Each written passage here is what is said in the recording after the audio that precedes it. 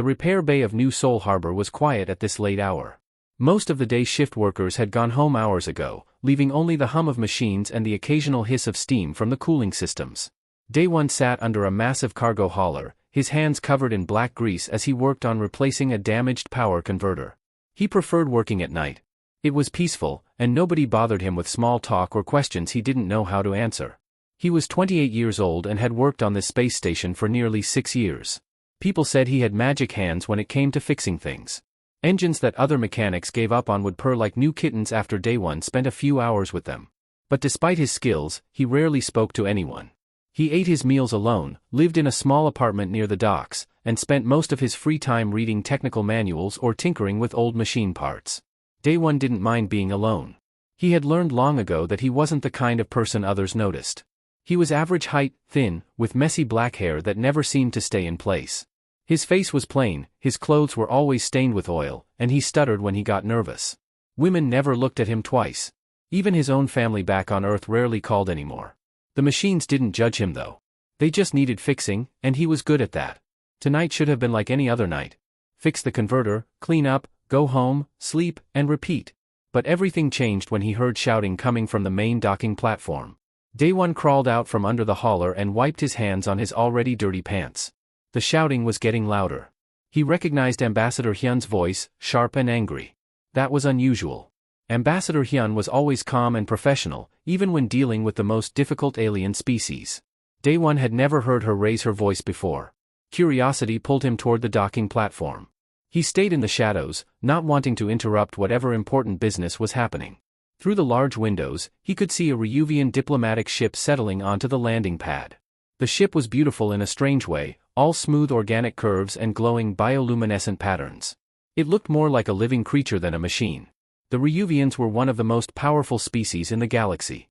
They called themselves the Dragon Empire, and everyone else called them that too because it fit.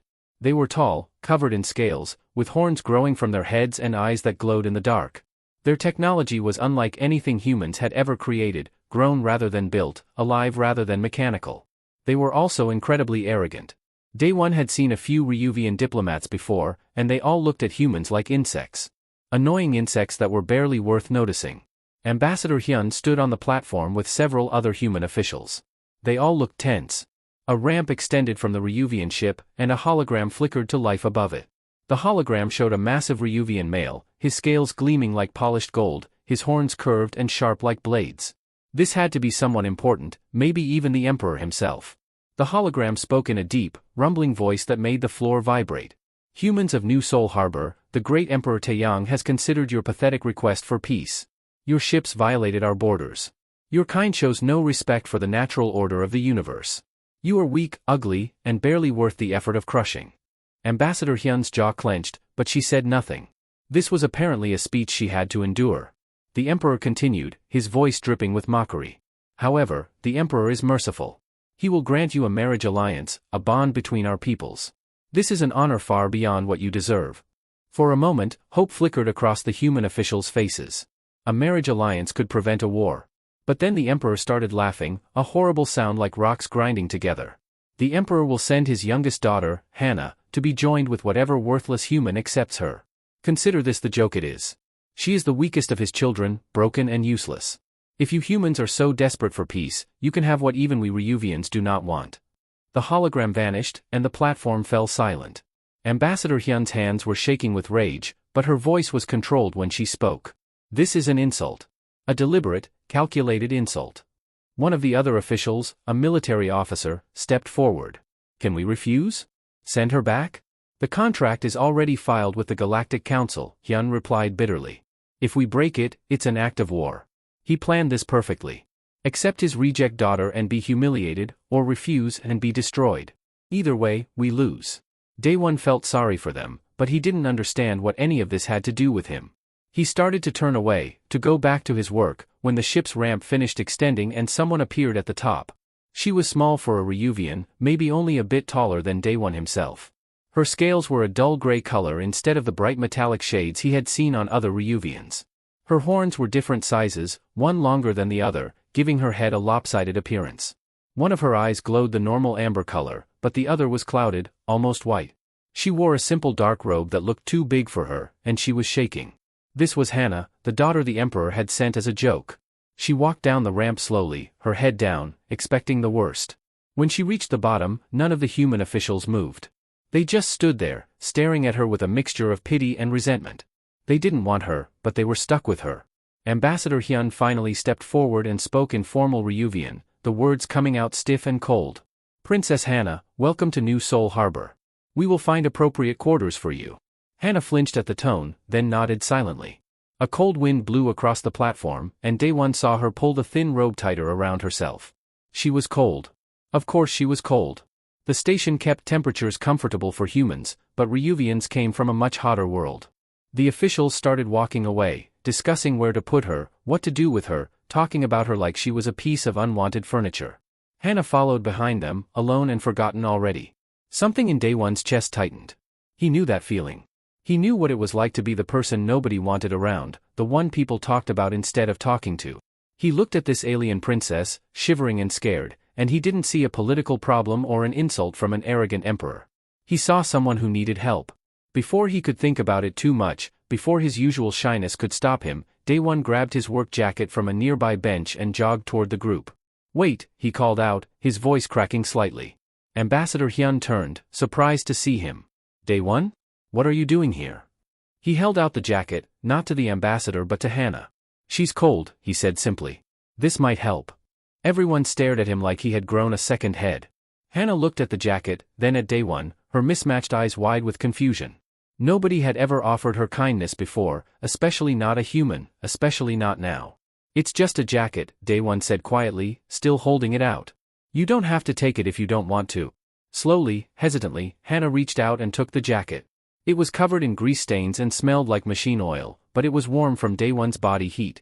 She wrapped it around her shoulders, and for the first time since arriving, she stopped shaking. "Thank you," she whispered in surprisingly good human language, her voice soft and uncertain. Daewon just nodded and stepped back, suddenly aware that everyone was still staring at him. He felt his face getting hot with embarrassment. "I should get back to work," he mumbled, and turned to hurry back to the repair bay. But as he walked away, he glanced back once. Hannah was still watching him, still wearing his jacket, and something that might have been a smile touched her face. It was small and fragile, like she had forgotten how to smile and was just remembering. That night, Daewon couldn't focus on his work. He kept thinking about that smile, about the way she had looked at him like he had done something amazing when all he did was offer a jacket to someone who was cold. It was such a simple thing. Why did it feel so important? He didn't know yet that this simple act of kindness would change everything. He didn't know that the joke the Emperor had played would become the biggest mistake of the Dragon Empire's existence. He didn't know that the broken princess and the lonely mechanic would shake the foundations of the galaxy. All he knew was that someone had needed help, and for once in his life, he had been brave enough to offer it. The human government didn't know what to do with Hannah. She was technically a princess, even if her own father had sent her as an insult. She was also part of a binding marriage contract, though no one had actually agreed to marry her. She was a diplomatic problem wrapped in scales and confusion, and nobody wanted to take responsibility. For 3 days, Hannah stayed in a small temporary quarters near the diplomatic section. The room was clean and functional but cold, nothing like the volcanic warmth of her home world. She spent most of her time alone, staring out the window at the stars, wondering if this was better or worse than her life in the palace. At least in the palace, she had known what to expect. Here, everything was uncertain. The station's diplomatic staff avoided her. They would bring her meals and leave them outside her door, knocking quickly and hurrying away before she could answer. She heard them talking sometimes in the corridors, their voices carrying through the thin walls. They called her the dragon problem and the emperor's joke and sometimes just that thing we're stuck with. It hurt less than she expected. She had heard worse from her own family. On the 4th day, there was a different knock on her door. Hannah opened it cautiously and found Daewon standing there, looking nervous and holding a container of food. Not the standard station rations that had been left for her before, but something that smelled warm and homemade. "I thought you might be hungry," he said, not quite meeting her eyes. "I made extra dinner." "Well, I always make extra because I'm bad at measuring portions, but this time I made extra on purpose. For you. If you want it." Hannah stared at him in surprise. Since the night she arrived, she had seen him a few times in the corridors, always rushing somewhere with tools in his hands. He had nodded to her politely but never stopped to talk. She had assumed he regretted his kindness that first night, that he had realized she wasn't worth the trouble. You made this for me? She asked quietly. Yeah. It's nothing fancy, just rice and vegetables and some protein. I'm not a great cook, but it's better than the ration packs. He held out the container, still not looking directly at her. Also, I was wondering if maybe you'd like to see the repair bay? Where I work. I mean, you're probably bored just sitting in here, and I thought maybe you'd find it interesting. The machines, I mean. Not me. I'm not interesting. But the machines are. He was rambling, his face turning red, and Hannah felt something warm bloom in her chest. He was nervous. This confident human who had defended her in front of his own people was nervous about asking if she wanted to see where he worked. It was endearing in a way she had never experienced before. I would like that very much, she said, taking the container. Thank you, Day One. The repair bay was nothing like the organic technology Hannah had grown up with. Everything was metal and wires, sharp angles and precise measurements. Ryuvian technology grew and breathed, but human technology was built piece by piece, each component crafted to fit perfectly with the others. It was beautiful in its own strange way. Day One showed her around, explaining how different systems worked, his shyness fading as he talked about things he understood. Hannah listened carefully, fascinated by how humans thought about problems differently than her people did. Where Ryuvians would grow a solution, humans would build one. Where her people relied on biological processes, humans relied on mechanical precision. Can I try? Hannah asked suddenly, pointing to a diagnostic tool Day One was using on a power coupling. He looked surprised but handed it to her. Sure. Just point it at the connection and press the blue button. It'll show you the energy flow patterns. Hannah took the tool and activated it, then gasped. Through the scanner's display, she could see the energy patterns clearly enough, but with her clouded eye, she could see so much more. Electromagnetic fields that the human device couldn't detect, subtle variations in the power flow, tiny inefficiencies that would eventually cause problems. There's a blockage, she said, pointing to a spot on the coupling that looked fine to the naked eye. Not a complete break, but the energy flow is restricted. Maybe 30% less efficient than it should be. Day One checked the readings on his scanner, frowning. The diagnostic says everything is within normal parameters. Your scanner can't see what I can see, Hannah explained. She tapped her clouded eye self-consciously. In my people's standards, this eye is defective. But it can perceive electromagnetic spectrums that normal eyes cannot. I can see the energy itself, not just its effects. Day One's eyes widened with understanding. He grabbed a different tool and carefully opened the coupling where Hannah had indicated. Inside, they found a hairline fracture in one of the conductors, exactly where she had said there would be a problem. It was so small that standard diagnostics had missed it, but it was definitely there. That's amazing, Day One breathed. Do you know how many hours we spend trying to track down problems like this? And you just looked at it and knew immediately. Hannah felt something she hadn't felt in a very long time. Pride. Not the kind of pride her father demanded, based on appearance and bloodline, but real pride in being able to do something useful. I could help you, she offered hesitantly. If you wanted. I could look at your machines, find problems you can't see. Are you serious? That would be incredible. Day One's face lit up with genuine excitement. Then he paused, looking worried. But wait, would you get in trouble? I mean, you're a princess. Are you even allowed to work? Hannah laughed, a sound rusty from disuse. I don't think anyone cares what I do. My father sent me here to be rid of me. The humans don't want me. I have no duties, no obligations, nothing expected of me. For the first time in my life, I can choose what I want to do. And you want to fix machines with me? Day One asked, looking both hopeful and confused. Yes, Hannah said firmly. I want to be useful. I want to learn. And I want to spend time with someone who doesn't look at me like I'm a disappointment. From that day forward, Hannah spent most of her time in the repair bay. She and Day One fell into an easy partnership. He would explain how human technology worked, and she would use her unique vision to find problems and inefficiencies. Together, they fixed things faster and better than anyone had thought possible. The station's maintenance chief was skeptical at first, but results spoke louder than doubts. Ships that had been scheduled for weeks of repairs were flying again in days. Systems that had been working at reduced capacity for months were suddenly running at peak efficiency. Word spread quickly that the strange partnership between the human mechanic and the dragon princess was producing miracles. Hannah thrived in the work. Every problem solved, every machine fixed, every grateful pilot who got their ship back ahead of schedule, it all added up to something she had never experienced before. Value. Purpose. The feeling of being needed not because of who her father was or what bloodline she carried, but because of what she could do. Day One was amazed by her. Not just by her abilities, though those were impressive, but by how quickly she learned, how eager she was to understand everything. She asked endless questions about human culture, human food, human entertainment. She wanted to know how people fell in love, what made them laugh, why they cried at sad movies. She had spent her whole life locked away from her own people, and now she was discovering what it meant to be part of a community. They started spending time together outside of work too. Day one would take her to the station's observation deck to watch ships come and go. He introduced her to human food, laughing when she discovered she loved spicy noodles despite her heat-resistant scales. She taught him words in the Ryuvian language, though he butchered the pronunciation so badly it made her giggle. One evening, about 2 weeks after Hannah had started working in the repair bay, they were sitting together on the observation deck after a long shift. The station was quiet, most people already asleep. Hannah was eating a bowl of the spicy noodles she had become addicted to, and Day one was drinking coffee, both of them tired but content. "Can I ask you something personal?" Day one said suddenly. Hannah nodded, slurping noodles in a very unprincess-like way that would have horrified her family. "Do you miss them? Your family, your home, any of it?" Hannah was quiet for a moment, thinking about her answer. "I miss the warmth," she said finally. "Our world is hot, volcanic. This station is always cold to me, even when you tell me it's warm. And I miss my youngest brother, Juno. He was kind to me sometimes, when no one was watching. He would sneak me books from the library, stories about dragons who were heroes instead of villains." She paused, looking down at her noodles. "But do I miss being there? Being invisible, being shameful, being locked away so no one had to see the Emperor's broken daughter? No. I don't miss that at all." "You're not broken," Day one said firmly. It had become something he said often, every time she made a self-deprecating comment.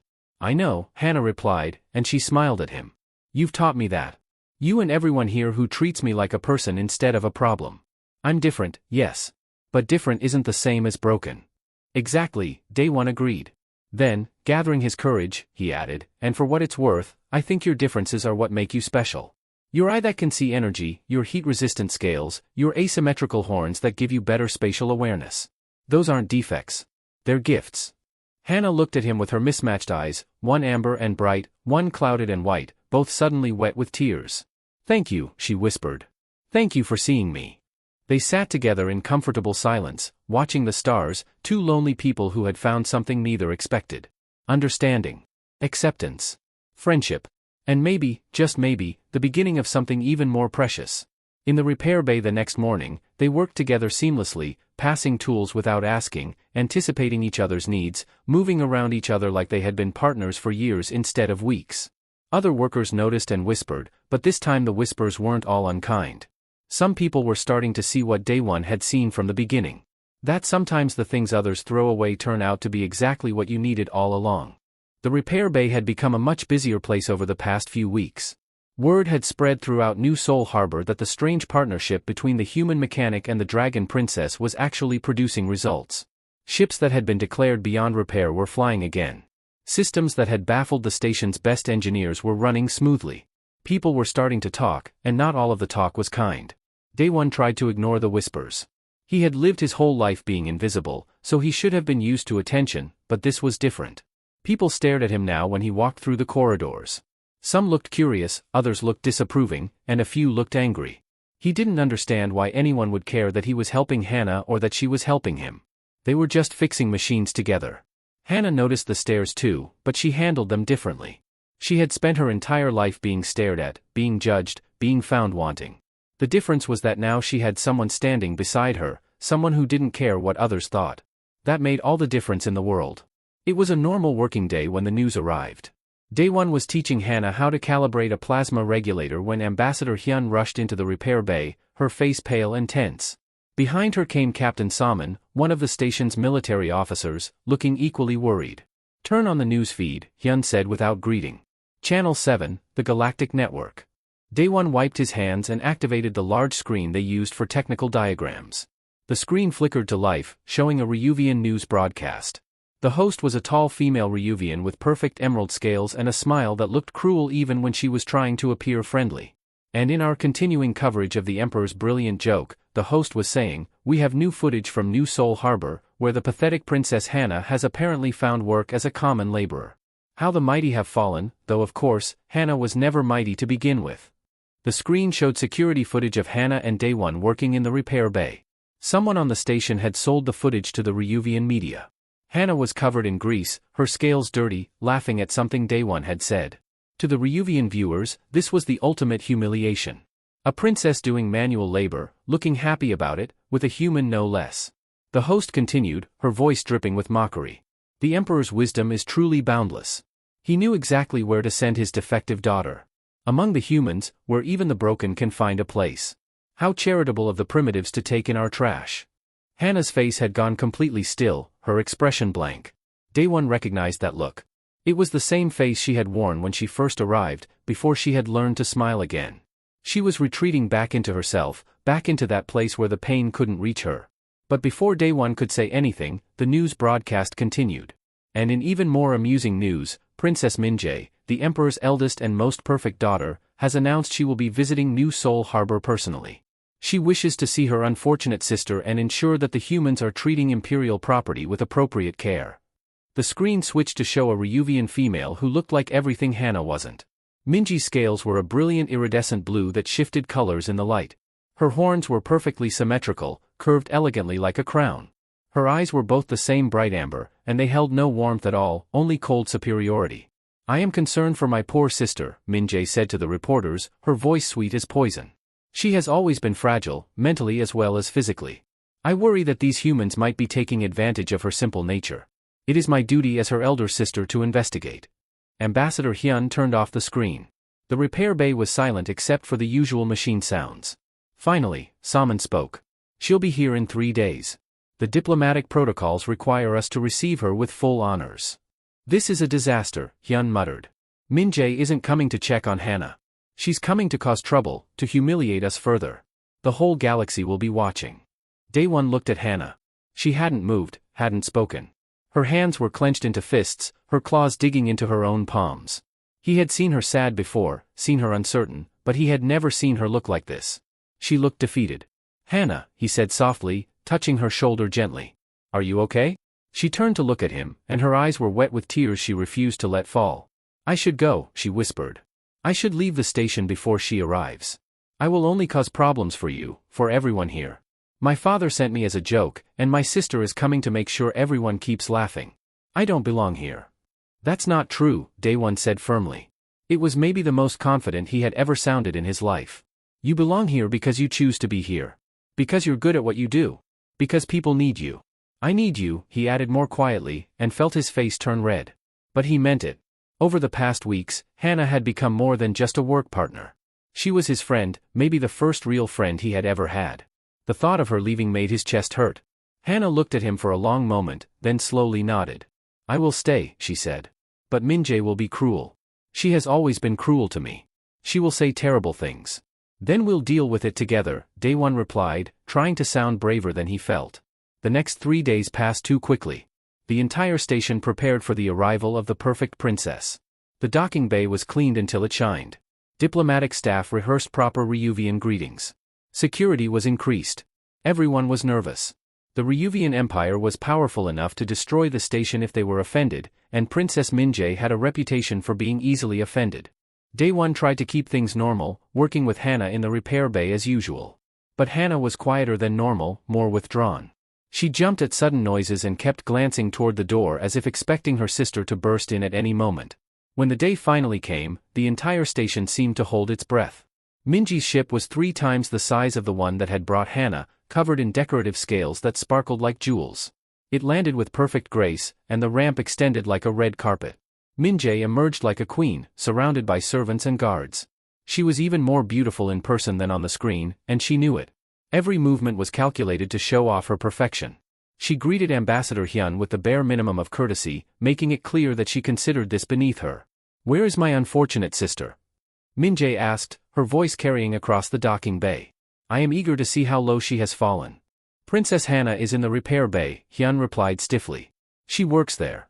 Minjae laughed, a sound like breaking glass. Works? How delightful. Lead the way, Ambassador. I simply must see this with my own eyes. The procession moved through the station, drawing crowds of curious onlookers. Day One and Hannah were still in the repair bay when they arrived. Hannah had wanted to clean up, to make herself presentable, but Day One had convinced her to stay as she was. If Minjae was going to mock her anyway, there was no point in pretending to be something she wasn't. Min-jae swept into the repair bay like a storm, her servants trailing behind her. She stopped when she saw Hannah, her perfect face twisting into an expression of disgust. By the sacred fires, Min-jae breathed. It's worse than I imagined. Look at you, sister. Covered in filth, working with your hands like a common slave. Have you no pride? No dignity? Hannah straightened her back but said nothing. Her hands were shaking slightly, but she met her sister's eyes. Min-jae circled her slowly, examining her like a specimen. And this must be the human, she said, turning her attention to Day One. The primitive ape who somehow convinced my simple sister that she matters. Tell me, human, do you enjoy playing with broken things? Is that your hobby? Day One felt anger rising in his chest, hot and unfamiliar. He was normally too shy to confront anyone, but hearing Min-jae talk about Hannah like that made something inside him snap. Hannah isn't broken, he said clearly, his voice not stuttering for once. She's the smartest person I've ever met. She can see things no one else can see, understand things no one else understands. Just because she's different doesn't mean she's less than you. The repair bay went completely silent. Nobody spoke to Ryuvian royalty like that, especially not a human, especially not a lowly mechanic. Min-jae's eyes widened in shock, then narrowed in fury. How dare you, she hissed. You forget your place, human. My sister is a defect, a mistake, an embarrassment to our entire bloodline. My father sent her here as garbage, and you should be grateful he didn't send something worse. Then your father is a fool, Day One said, his heart pounding so hard he thought it might break through his ribs. And so are you. The words hung in the air like a bomb. The news spread across the galaxy faster than light itself. A human mechanic had called the Dragon Emperor a fool. To his daughter's face. In front of witnesses. The video footage was everywhere within hours, shared on every news channel, every social media platform, every corner of galactic society. Some people were horrified. Others were amazed. But everyone was watching to see what would happen next. Min-jae had left the station in a rage, promising that her father would hear about this insult. She swore that the full might of the Ryuvian Empire would come down on New Seoul Harbor like the hammer of an angry god. Ambassador Hyun had tried to apologize, to smooth things over, but Min-jae wouldn't listen. She departed with her entire entourage, leaving behind only threats and promises of destruction. Now, 3 days later, those promises were becoming real. The station's long-range sensors had detected a Ryuvian battle fleet moving toward them. 15 warships, including the Emperor's personal flagship.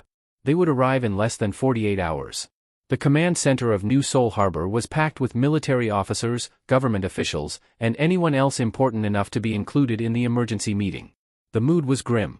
Everyone knew what a Ryuvian battle fleet could do. Their bioships were living weapons, capable of regenerating damage, adapting to attacks, and unleashing firepower that could crack a planet's surface. Admiral Kangmin stood at the head of the table, his weathered face more tired than anyone had ever seen it. Our options are limited, he said bluntly.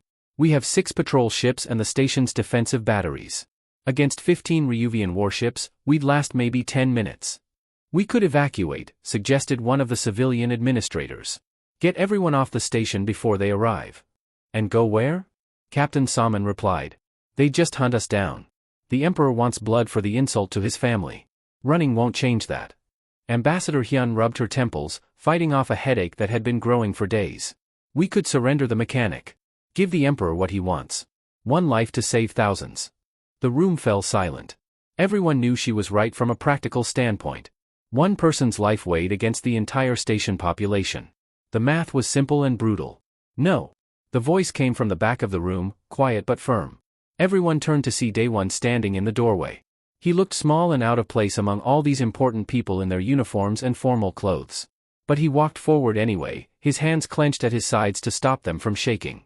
I'm not asking for your permission, Hyun said, not unkindly. This isn't your decision to make. You're right, Day One agreed. But I have information that might help. If you'll listen. Admiral Kangmin gestured to an empty chair. Speak. Day One sat down, very aware that every eye in the room was on him. He had never been comfortable with attention, but this was too important to let his shyness win. I've been working with Hannah for weeks now, he began. Learning about Ryuvian technology, their bioships, how they work. We know how they work, one of the military officers interrupted. They're organic, they heal themselves, they're nearly impossible to destroy. That's why we're in this situation. But that's also their weakness, Day One continued. Everything organic has to follow biological rules. The Ryuvian ships aren't really ships. They're giant living creatures that have been bred and modified for war. They have nervous systems, brains, sensory organs. And Hannah showed me something interesting about her own biology. He pulled out a data pad and brought up some scans. Hannah's clouded eye, the one her people call defective, can see electromagnetic frequencies that normal Ryuvians can't. Her heat-resistant scales protect her from temperatures that would hurt her perfect siblings. Her asymmetrical horns give her better spatial awareness. These aren't defects. They're adaptations from the old Ryuvian bloodlines, before the Empire started breeding only for beauty. Dr. Jaiwan, the station's xenobiologist, leaned forward with interest. I've noticed that too in my examinations. The princess has traits that are actually advantageous from a survival standpoint. The modern Ryuvians have bred themselves into a corner, prioritizing aesthetics over function. Exactly, Daewon said, gaining confidence. And their ships are the same way. They've been designed to look impressive and intimidating, but that's made them vulnerable in ways the old bioships weren't. Hannah helped me understand their neural structure. Every ship in their fleet is connected to its crew through a biological network, a kind of shared consciousness that lets them coordinate perfectly. That makes them stronger, Admiral Kongmin pointed out. It does, Daewon agreed. But it also means they all operate on the same frequency. If we could disrupt that frequency, create interference in their neural network, we could disable the entire fleet without firing a shot. The room erupted in conversation. Some people thought it was impossible. Others thought it was dangerous. A few thought it might actually work. Lieutenant Biam, a tactical officer known for creative thinking, stood up and studied the data Daewon had brought. This is brilliant, Biam said slowly. Insane, but brilliant. We'd need to generate a harmonic pulse that matches their neural frequency exactly. Too high or too low and it won't work. And we'd need someone who can actually interface with our systems to calibrate it in real time, someone who can see the electromagnetic spectrum. Everyone looked at Daewon. He swallowed hard. Hannah can do it. She's the only one who can. But it would require her to connect directly to the station's main power grid. The feedback could kill her. Absolutely not, Ambassador Hyun said immediately. We're not asking her to sacrifice herself. You won't have to ask, said a voice from the doorway. Hannah stood there, having followed Daewon to the meeting. She walked into the room with her head held high, no longer the frightened princess who had arrived weeks ago. I volunteer. This station gave me a home when my own family threw me away. These people treated me with kindness when my own kind showed me only cruelty. If I can save them, I will. Daewon stood up quickly, moving to her side. Hannah, no. We'll find another way. She looked at him with those mismatched eyes, one amber and bright, one clouded and strange, both filled with determination. There is no other way. You know that. This is what I was meant to do. All my life I've been told I was broken, useless, a mistake. Let me prove them wrong. Let me show them that the defective princess can do something none of the perfect ones could ever do. You'll die, Daewon said, his voice cracking. The thought of losing her made his chest feel like it was being crushed. She had become so important to him, this strange alien woman who understood loneliness the way he did, who saw value in him when no one else ever had. Hannah smiled sadly and touched his face with one clawed hand, gentle despite the sharpness. Maybe. Or maybe I'll survive. Either way, it's my choice to make. For the first time in my life, I get to choose what I do, who I am, what I'm worth. Please don't take that away from me. The room was silent again, but this time it was a different kind of silence. Not the silence of fear or uncertainty, but of respect. Everyone present understood what Hannah was offering, what it meant to her. Admiral Kongmin cleared his throat. If we're going to do this, we need to start immediately. We have less than 2 days to build the harmonic disruptor and integrate it with the station's power systems. Dr. Jaiwan, I need you to work with Princess Hannah on the biological aspects. Lieutenant Biam, coordinate with engineering on the technical side.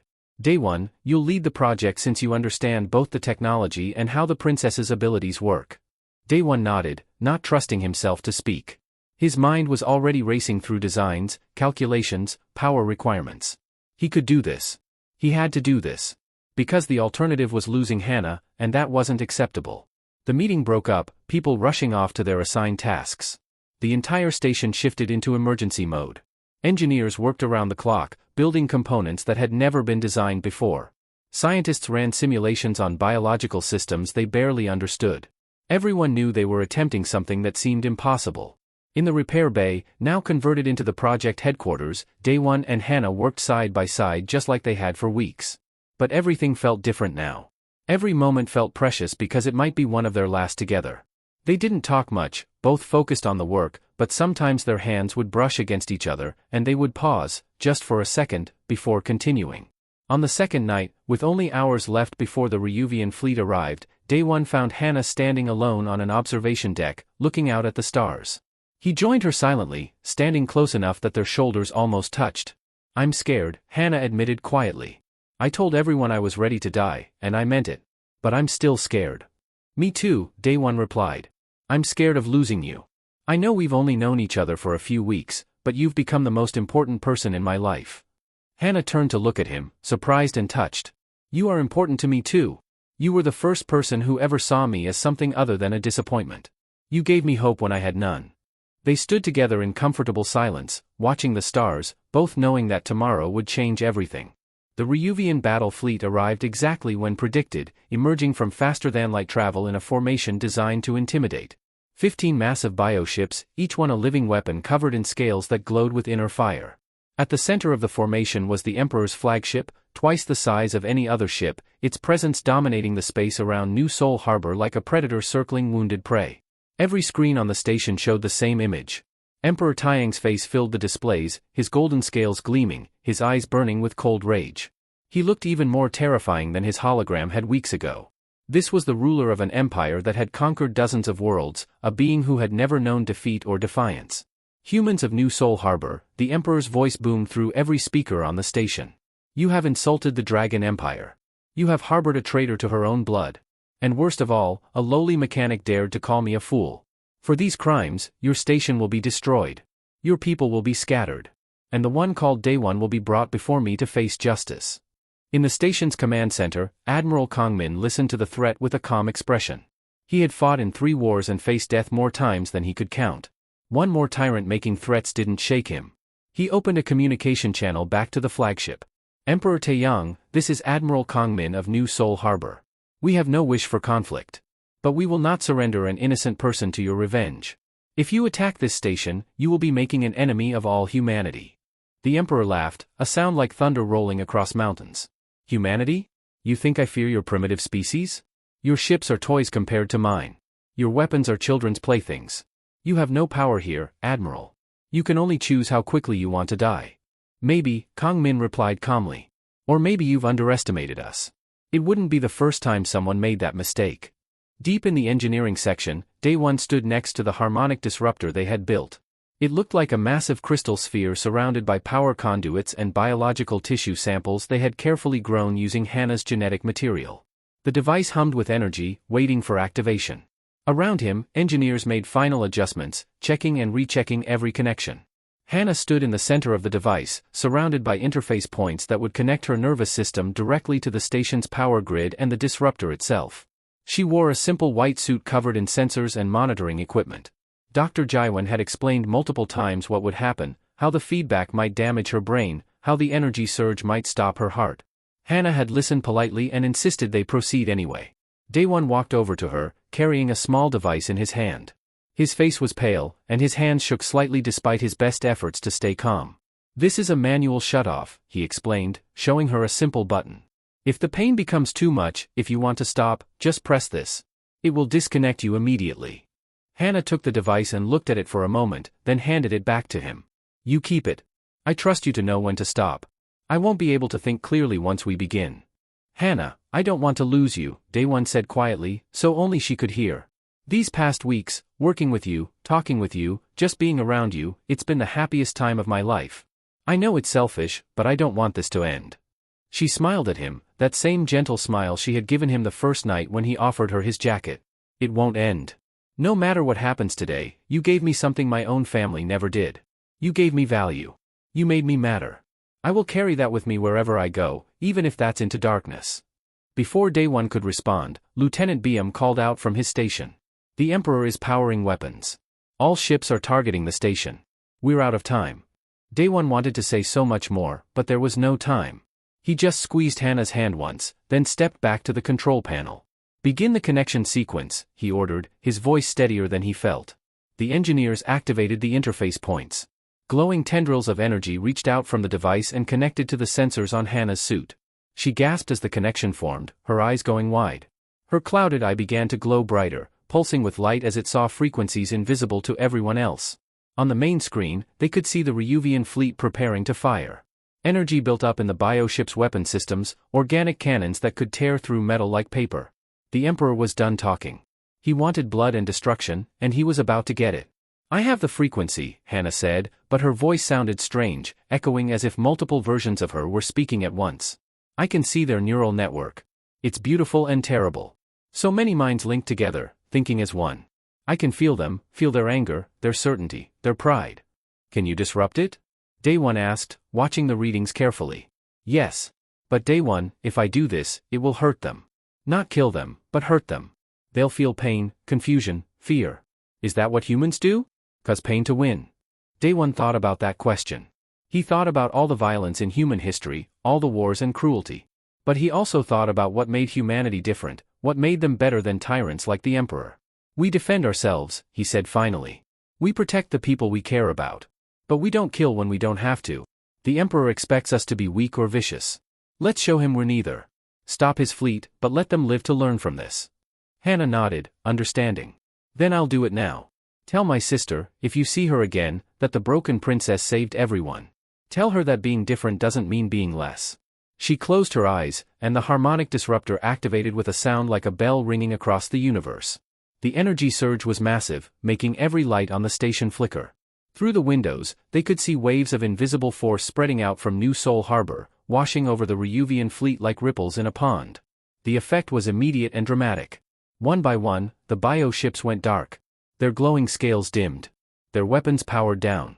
The ships didn't explode or break apart. They just stopped, floating dead in space like sleeping giants. The neural network that connected them had been overwhelmed, shut down by a frequency that their perfect biology couldn't handle. Inside the ships, Ryuvian warriors collapsed in pain and confusion, their minds suddenly cut off from the collective consciousness they had always known. It wasn't permanent damage, Dr. Jaiwan's calculations had ensured that. But it was enough. The mighty battle fleet was helpless. On the flagship, Emperor Taeyang staggered as his own connection to his ship wavered. For the first time in his long life, he felt powerless. The primitive humans had defeated him without firing a single shot. It was impossible. It was humiliating. It was brilliant. In the engineering section, alarms were blaring. The energy feedback through Hannah was reaching dangerous levels. Her body was shaking, her scales smoking from the heat of the power flowing through her. Blood trickled from her nose and the corners of her eyes. "Shut it down," Dr. Jaiwan shouted. "She's reached the limit." But Day One was already moving, hitting the manual shutoff. The connection severed instantly, and Hannah collapsed. Day One caught her before she hit the ground, holding her in his arms. She was barely breathing, her heart's beating erratically, but she was alive. "You did it," he whispered to her. "You saved everyone." Her eyes opened slightly, unfocused but aware. "Did we win?" "Yes. The fleet is disabled. You won." She smiled weakly. "Good. That's good. I'm very tired now, Day One. I think I need to sleep." "Then sleep," he said gently. "I'll be here when you wake up." Medical teams rushed in, carefully moving Hannah to a prepared recovery area. The doctors worked on her for hours, stabilizing her condition, repairing the damage the energy surge had caused. It was touch and go for a while, but Hannah was stronger than she looked. The traits that made her defective by Ryuvian standards, her heat resistance and unique biology, were what saved her life. Meanwhile, Ambassador Hyun opened communication with the Emperor's flagship again. The Emperor's face appeared on screen, and for the first time, he didn't look arrogant or angry. He looked shaken, uncertain, like a man whose entire understanding of the universe had just been challenged. "You have defeated my fleet," he said slowly. "Without violence. Without killing.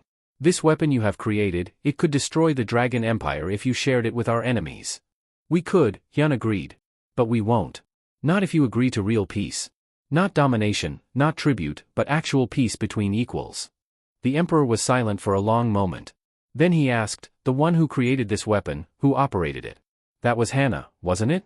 My daughter who I called broken and useless." "Yes," Hyun replied. "Your daughter saved this station. She saved all our lives. And she did it better than any of your perfect children could have." Something changed in the Emperor's expression.